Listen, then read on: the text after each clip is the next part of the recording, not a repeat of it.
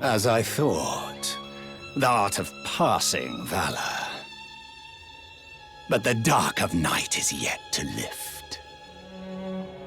Thou, marred by the flame of ambition, whose hand graspeth thy leash, I wonder? Or perhaps thy will is thine own.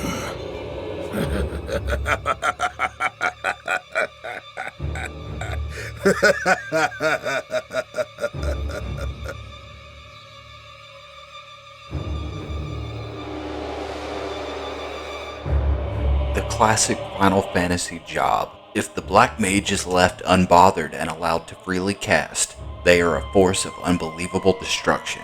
In this video, we'll examine BlackMage's PvP kit and touch on some potential tactical uses. But first, spring cleaning. I want to start by saying that BlackMage was somewhat of a challenge.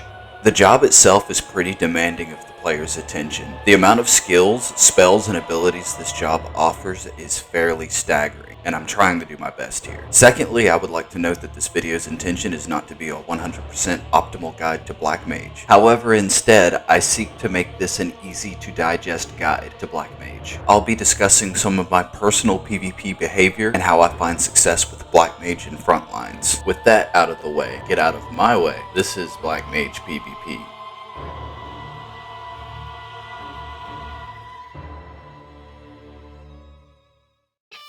Okay, let's get started with the basics of basics. Fire and Ice. It's not a song and it's not a book. 2 spells. I know it's called Blizzard, but I'm calling it Ice so this joke works, okay? Depending on which spell you cast, will do a few different things. We'll examine Fire and its interaction with your kit first, however. The level 1 version of this spell is Fire. It deals 4k damage, has a cast time of 1.44 seconds, and places a single stack on your target of Astral Form, as well as giving yourself a stack of Astral Fire. Upon receiving your first stack of Astral Fire, you'll reach Fire 4 as your next spell. It deals 6k damage and inflicts yet another stack of Astral Warmth on your target. Flare is your final spell in your Fire chain. It deals 12k damage to your target and 8k to all enemies nearby it at 5 yalms. It also places a Astral Warmth stack on your target. I want to note that upon receiving your first stack of Astral Fire or Umbral Ice, you'll be able to swap to the opposing spell with no cast bar, allowing for a much more mobile BlackMage, and who doesn't love that? Which works for this seamless transition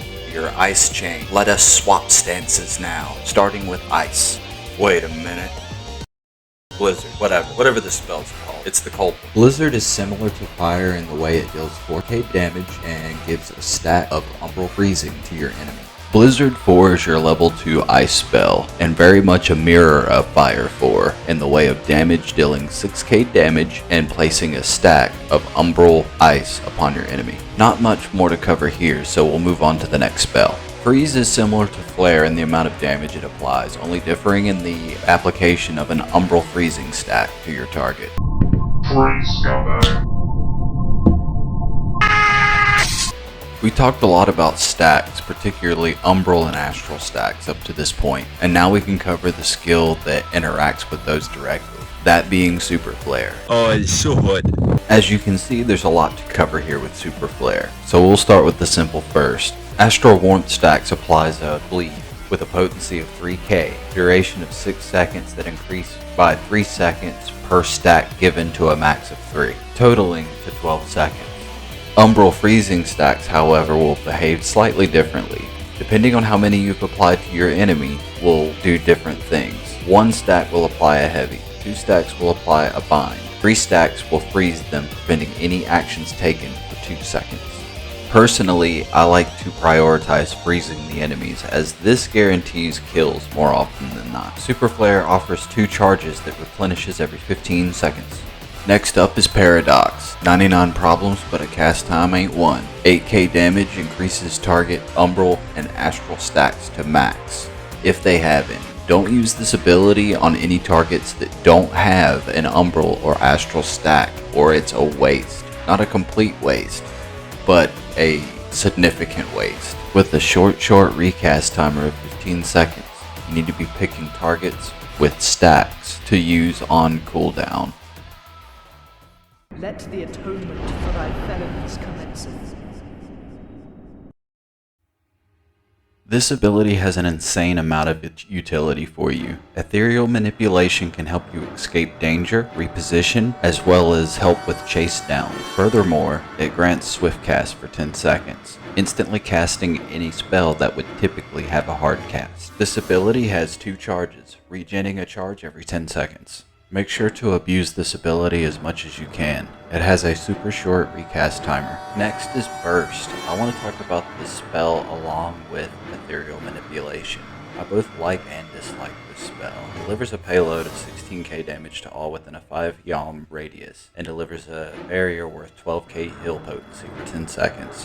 What I dislike about this spell is its tight attack radius, and its need to be paired with AM, which can be dangerous if enemy parties decide to focus you, which if they do, you will regret with every ounce of your being. Following that is Nightwing. Don't sleep on this ability. Applies half asleep to the target with a 3-second timer. Upon its expiration, will put the target to sleep, preventing them from taking actions until they awaken. Wait conditions being that if you attack them or the timer of the debuff expires. While your target is engaged in nappies, they'll take an additional 8k damage on top of the damage of the attack that woke them. So feel free to get creative with this. Soul Resonance is BlackMage's limit break. With a 60-second charge time, you should be getting plenty use out of this per match. Upon its execution, it'll unlock Foul. Easy enough. 16k on a single target, as well as all enemies within a 5 yalm radius. In addition to that, it will unlock Flare and Freeze with no cast timers attack. And that about wraps up this lesson on BlackMage Frontlines 101. I hope this helped someone, and if you enjoyed the content, leave a like and subscribe. I'll be sure to post more in the coming days. We'll see you next time.